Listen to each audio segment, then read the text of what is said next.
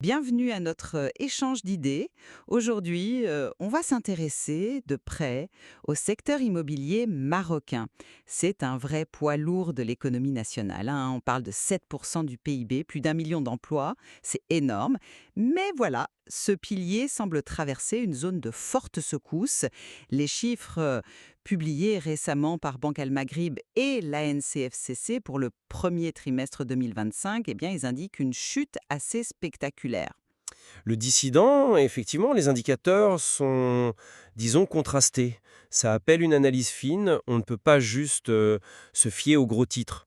La question centrale aujourd'hui, c'est donc celle-ci.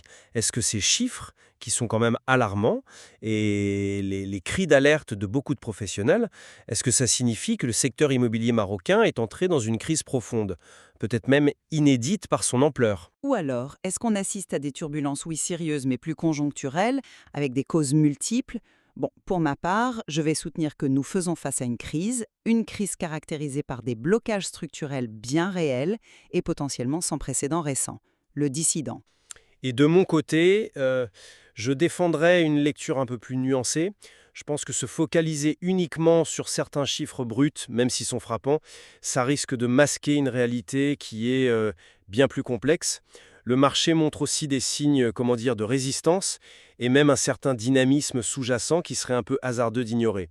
La question, c'est vraie crise ou transformation profonde et difficile? Bon, ma conviction d'une crise sérieuse, elle repose sur des données qui sont particulièrement inquiétantes. Parlons chiffres si vous voulez bien. Les transactions immobilières, elles ont chuté de 30% au premier trimestre 2025. 30% Ouais.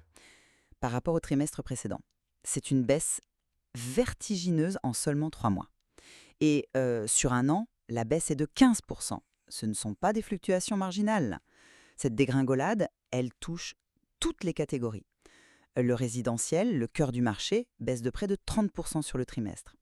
Le foncier, les terrains, quoi, chute de 33%. Et même l'immobilier professionnel recule de plus de 31%. La baisse du foncier sur un an, plus de 16%, c'est un signal particulièrement préoccupant parce que ça anticipe souvent un ralentissement de la construction à venir. Alors derrière ces chiffres, il y a une demande qui clairement s'essouffle. Pourquoi?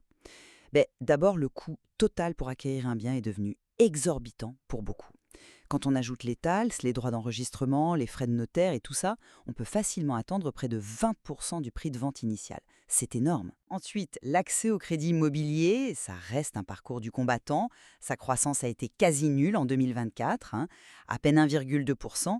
Et ça malgré le lancement du programme Dame Sakin, hein, cette nouvelle aide directe de l'État pour soutenir les acquéreurs. Ça montre bien que l'aide ne suffit pas si les banques restent frileuses et si le pouvoir d'achat général est sous pression. Même la demande des Marocains résidant à l'étranger, les MRE, qui est traditionnellement un moteur important, elle a montré des signes de faiblesse cet été, sans doute affectés par l'inflation dans leur pays de résidence. Et si la demande souffre, l'offre, elle, n'est pas en meilleure posture. Il y a une pénurie criante de terrains constructibles abordables, même dans les villes de taille moyenne. Les coûts des matériaux, de la main-d'œuvre qualifiée, tout ça a grimpé en flèche. Les lenteurs administratives pour obtenir les autorisations restent un frein majeur. La fiscalité locale, comme la taxe sur les terrains non bâtis, la TNB, elle est souvent critiquée. Et puis, il faut le dire, la qualité de certains projets laisse parfois à désirer. Le logement social, qui représentait quand même jusqu'à 80% de la production neuve, il est particulièrement grippé. On estime que la production annuelle est passée de 180 000 unités à un niveau bien inférieur aujourd'hui. Le modèle économique est remis en cause, le prix de vente est plafonné, mais les coûts de production explosent. Et l'impact social est terrible. La FNPI, la Fédération nationale des promoteurs immobiliers, estime que le secteur n'emploie plus que 300 000 personnes contre 1,2 million auparavant. C'est un effondrement là. Les alertes de la FNPI, des économistes reconnus, elles sont de plus en plus pressantes. Pour moi, on est face à une vraie crise structurelle, le dissident. Hmm. Mon interprétation de la situation diverge sensiblement. Qualifier d'emblée la situation de crise inédite, ça me paraît excessif et potentiellement réducteur. Certains observateurs parlent même d'une fausse crise, pour souligner justement la complexité des signaux. Avant tout, il faut regarder de près la nature même des chiffres que vous citez. Les données de Banque Al Maghreb et de l'ANCFCC sont basées sur l'IPAI, l'indice des prix des actifs immobiliers. qui utilise la méthode dite des ventes répétées, ou MVR. Et cette méthodologie, par construction, ne prend en compte que les biens qui ont été revendus au moins une fois. Donc, elle exclut totalement le marché du neuf, c'est-à-dire les logements vendus pour la première fois par les promoteurs. Or, que voit-on sur ce segment du neuf? Eh bien, une dynamique très différente. Les mises en chantier autorisées en 2024 ont atteint un record sur 10 ans, avec plus de 447 000 unités, soit une hausse impressionnante de 40% par rapport à 2023. 40%. Les grands promoteurs immobiliers cotés en bourse affichent des résultats financiers solides, une augmentation de leurs préventes. Comment on concilie ça avec une crise inédite? Ensuite, il faut considérer les facteurs techniques qui ont pu amplifier artificiellement la chute des transactions enregistrées au premier trimestre 2025. C'est un point crucial, ça. La plateforme électronique de l'ANCFCC, l'agence qui gère le cadastre, a été suspendue pendant une bonne partie d'avril 2025 pour maintenance, suite à des cyberattaques apparemment. Ça a forcé les notaires à revenir à des enregistrements manuels, beaucoup plus lents. Par ailleurs, la plateforme des notaires eux-mêmes, Taoutique, a connu des pannes en juin. Ajoutons à cela les retards initiaux liés à la mise en place de la nouvelle procédure pour obtenir le quitus fiscal des collectivités territoriales, obligatoire depuis juillet 2024. Cette procédure a complexifié et ralenti les ventes pendant des mois avant d'être simplifiée.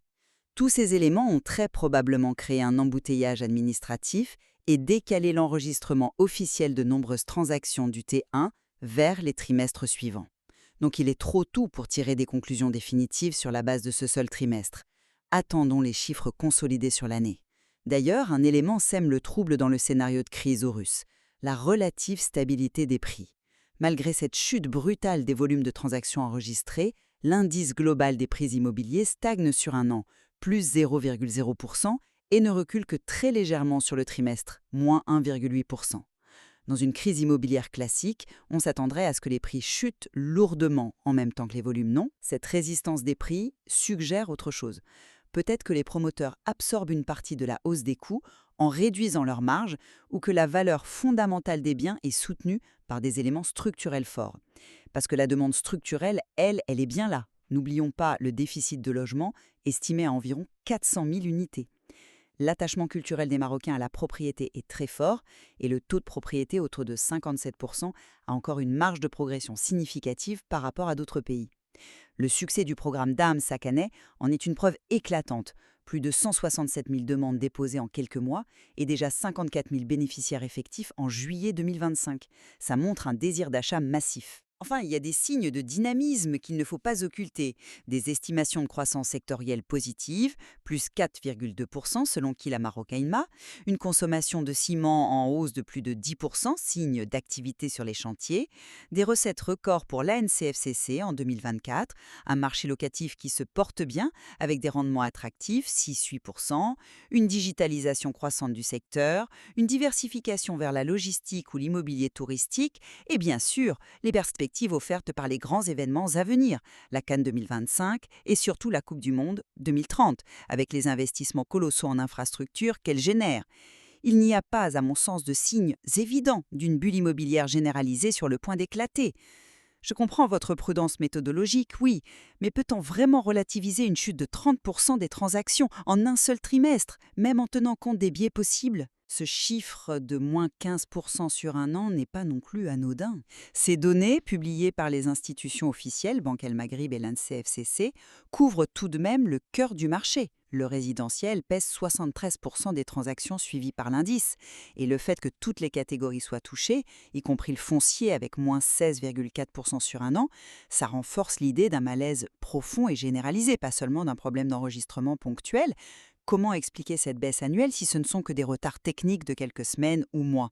Les professionnels sur le terrain, ceux qui vivent le marché au quotidien comme la FNPI, ils tirent la sonnette d'alarme depuis bien plus longtemps parlant de transactions quasiment à l'arrêt.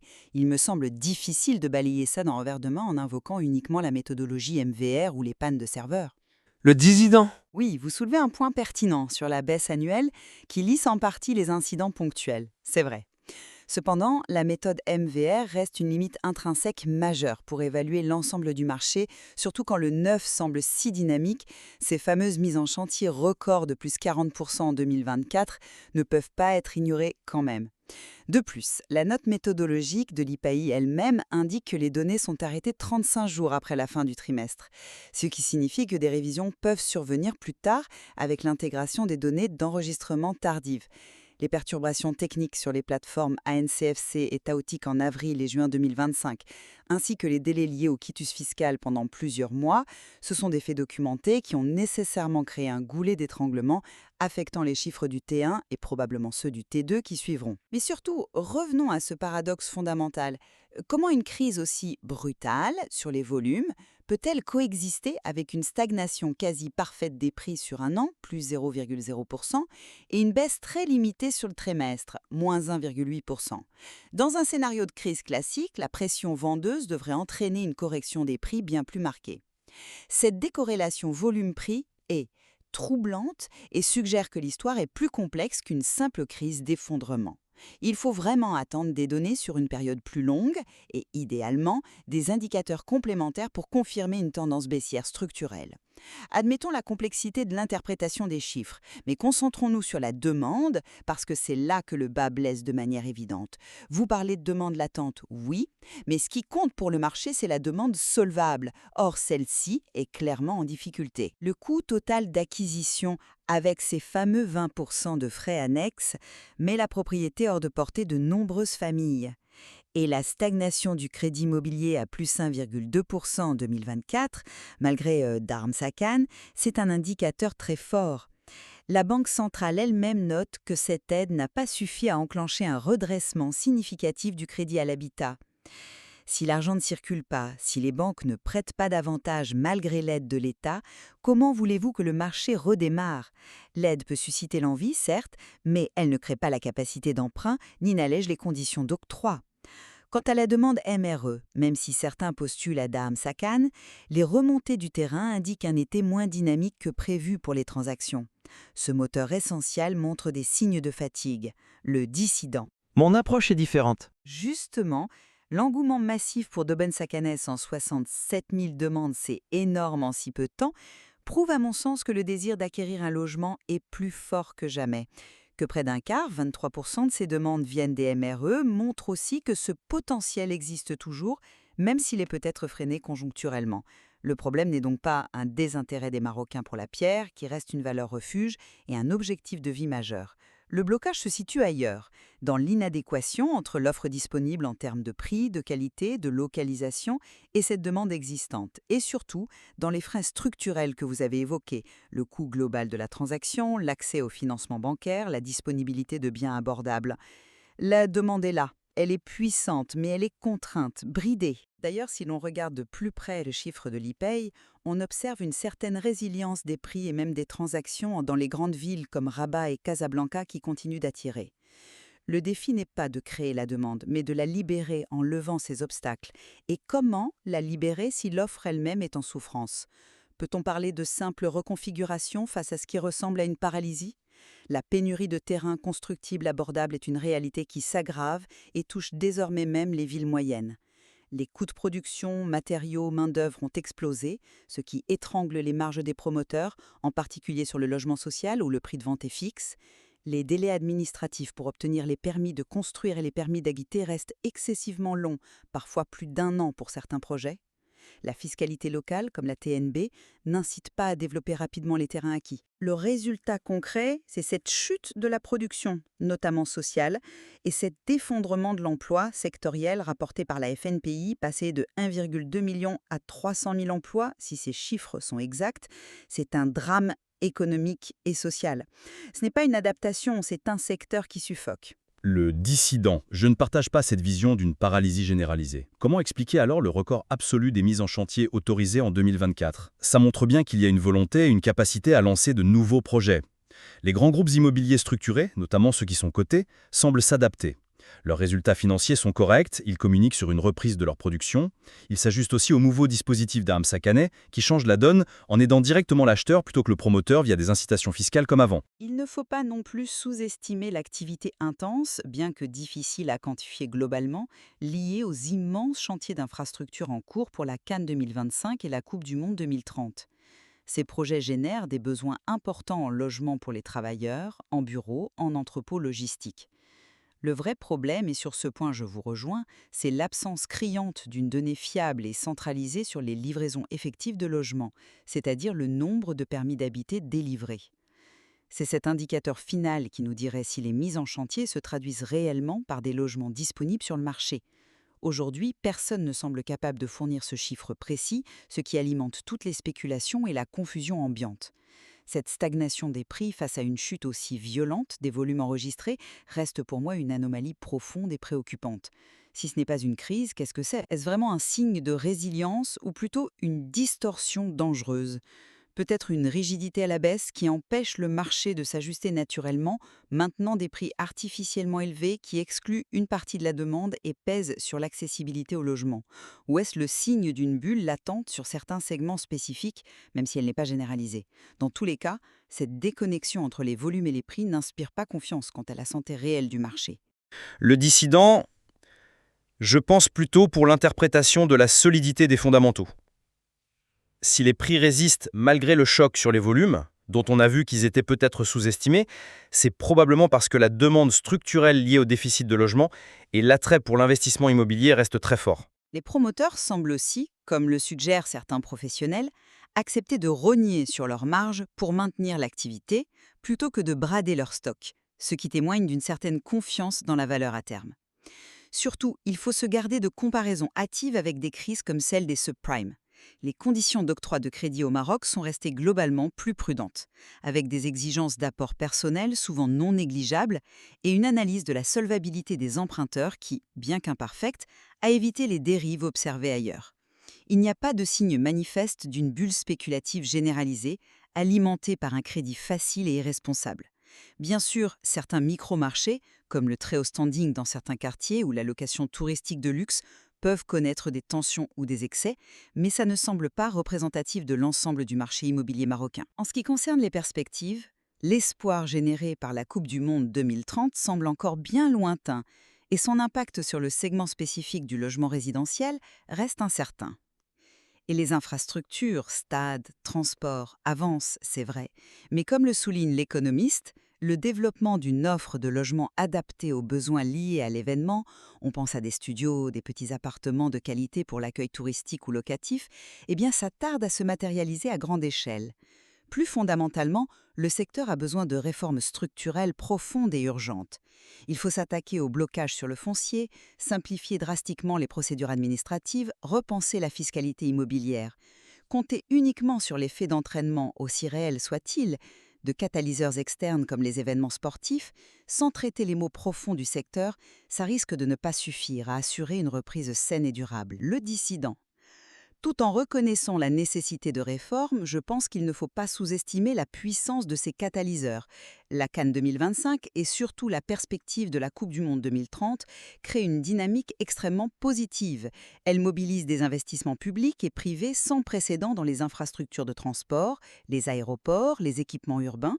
Tout cela améliore l'attractivité des villes et aura inévitablement des retombées positives sur l'immobilier à moyen terme. On voit aussi le secteur s'adapter et innover, le tourisme se diversifie avec l'essor de la location saisonnière qui ouvre de nouvelles perspectives d'investissement locatif, la digitalisation des progresse, de nouveaux concepts comme le co-living ou les résidences gérées émergent, le secteur de l'immobilier logistique est en plein boom tiré par l'e-commerce. Ces moteurs internes et externes dessinent à mon avis des perspectives plutôt encourageantes, même si, je le concède volontiers, des réformes structurelles permettraient d'optimiser et d'accélérer ce potentiel. Bon, pour résumer ma position, les signaux actuels sont trop préoccupants pour être ignorés ou minimisés. La chute brutale et généralisée des transactions enregistrées au premier trimestre, même si elles demandent confirmation, s'ajoute aux difficultés bien réelles et persistantes de l'offre, coûts, accès aux fonciers, lourdeurs administratives et de la demande solvable, accès au crédit, pouvoir d'achat. Tout cela dessine le portrait d'une crise sérieuse qui touche le cœur du marché et nécessite des actions structurelles fortes et rapides. Les alertes répétées des professionnels et des analystes ne sont pas anodines et pointent à un risque de blocage durable aux conséquences économiques et sociales potentiellement très lourdes. Le dissident, en conclusion, si la situation est indéniablement tendue et mérite une vigilance accrue, je maintiens qu'il faut se garder de conclusions hâtives et potentiellement alarmistes basées sur des chiffres trimestriels dont la fiabilité et l'interprétation sont sujettes à caution. Des facteurs conjoncturels, techniques, panne de plateforme, délais administratifs et méthodologiques, exclusion du neuf par la méthode MVR, le paradoxe prix-volume, brouillent considérablement la lecture de la situation à court terme. En parallèle, des signes indéniables de dynamisme et de résilience persistent. Le record des mises en chantier, le succès populaire de Damasak-An qui valide la demande latente, la stabilité relative des prix, les perspectives liées aux grands projets d'infrastructure et à la diversification du secteur. Parler de crise inédite me semble donc prématuré sans une vision consolidée sur une période plus longue et surtout sans indicateurs plus fiables, notamment sur les livraisons effectives de logements neufs. Le débat sur la véritable nature de la situation actuelle du marché immobilier marocain, crise profonde ou turbulence complexe, reste donc entier. La divergence des indicateurs et les nombreuses incertitudes rendent le diagnostic particulièrement délicat. Le dissident. Absolument. Comprendre si nous sommes face à un problème structurel majeur ou à une phase de transition difficile, exacerbée par des chocs externes et des enjeux techniques, ça nécessitera une analyse continue et surtout l'accès à des données plus complètes, plus transparentes et plus fiables, en particulier sur la production réellement mise sur le marché. Pour l'avenir économique et social du Maroc.